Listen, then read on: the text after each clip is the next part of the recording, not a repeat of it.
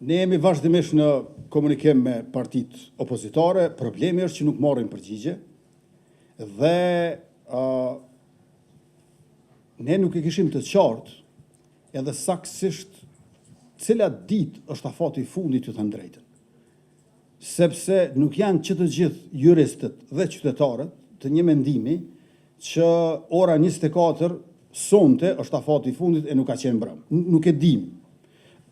Tash, shumica dërmuese mendojnë që e kemi edhe sonte. Shumica dërmuese, por jo që të gjithë. Andaj ne duhej që sa më shpejt të vepronim. Por unë e di që rreth orës 9:21, rreth orës 21, i kam shkruar edhe kryetarit të PDK-s Bedri Hamza, edhe kryetarit të LDK-s, por nuk ka marrë përgjigje.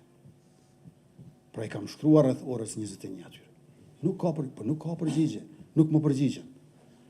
Merrni me mend kur kam qenë unë në opozitë me më pa shkruar mu kështu kryeministrat e presidentët, kur mu më kanë njek me policive, dhe ne.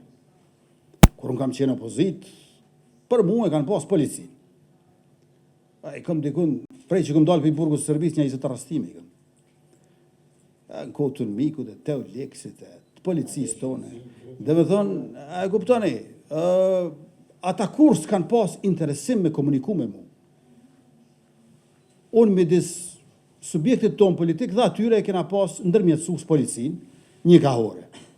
Tash, shteti është demokratik.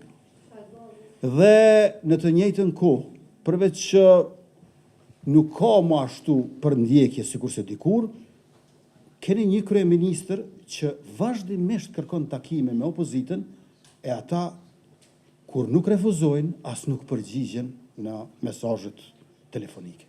Tash duhet pak ta shohin edhe për masën që ta kuptojnë realitetin.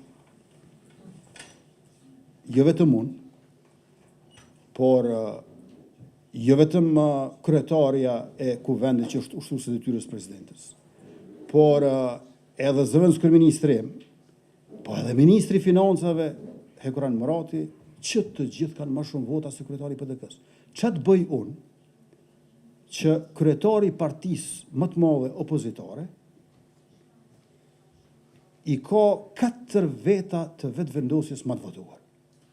Ose çfarë bëj unë që kryetari i partisë së dytë opozitare i ka 10 veta të vetëvendosjes më të votuar?